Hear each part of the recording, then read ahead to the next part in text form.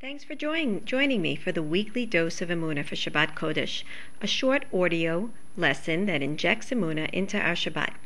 So today we're going to take a look at where and how the Shabbat Kodesh is described in the Sefer Torah. In fact, the 10 Commandments are actually listed twice in our Torah.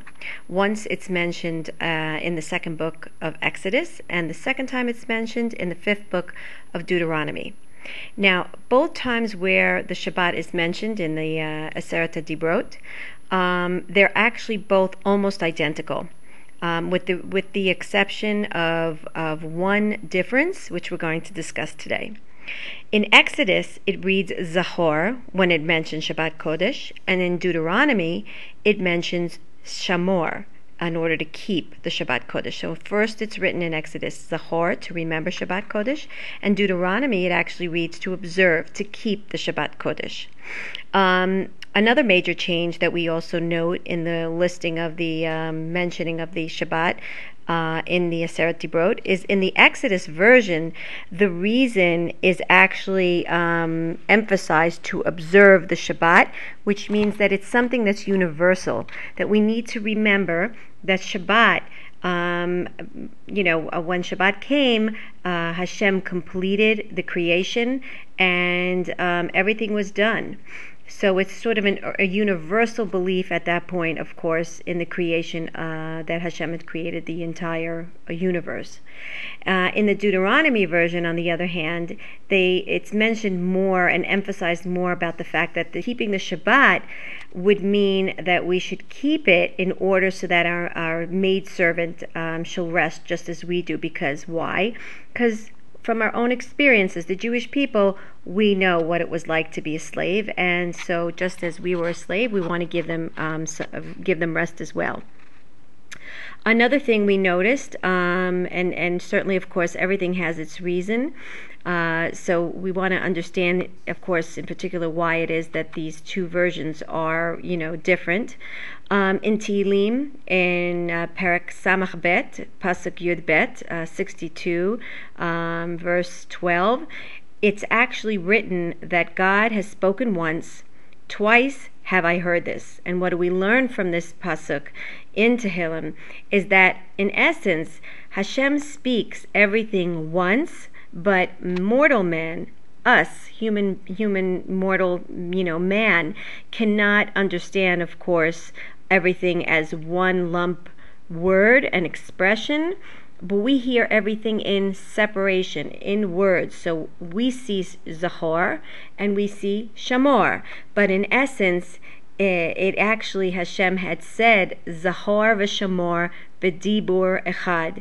In other words, Zachor and Shamor were actually uttered as one word. So that sort of is very hard for us to grasp, because it's not something that we can do. We cannot say two words in one utterance, but this is, of course, beyond our spectrum of. That's why Hashem is Hashem, of course, and we are human. But the idea is that Hashem pronounced both remember and keep in one utterance. In other words, both of them are vitally important for the sake of keeping Shabbat.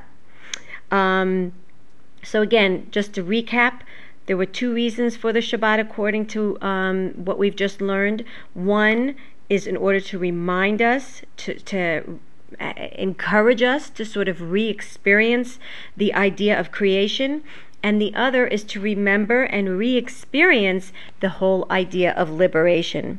So it's creation that's creation that culminated with Shabbat, and it's liberation, which was represented, of course, by human freedom that we were liberated from the Egyptian slavery.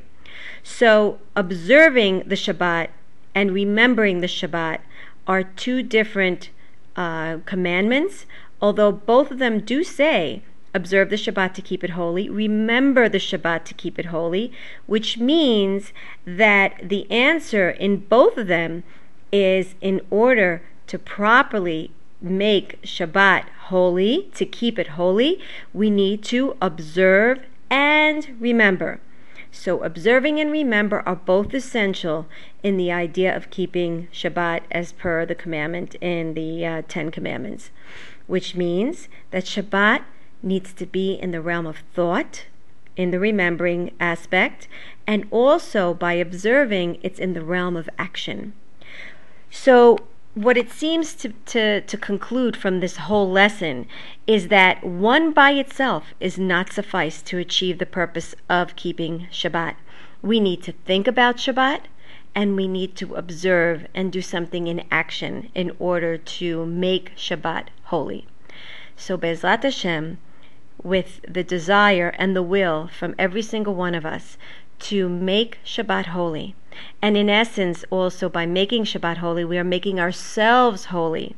What we need to do is to remember Shabbat.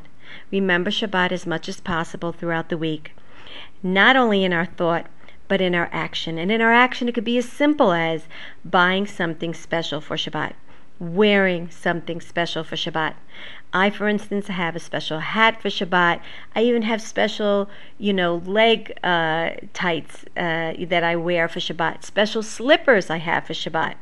A special T-shirt, a special head covering. Everything that I could possibly allot, specially for Shabbat, enables me to remember that it's Shabbat, not just by merely the action, but also in the thought. So Be'ezrat Hashem, I pray for all of us that we'll be able to elevate our Shabbat and make it so holy that all week long we're going to remember and we're going to act, and Be'ezrat Hashem will experience the radiance of holiness emanating from Shabbat Kodesh. Shabbat Shalom.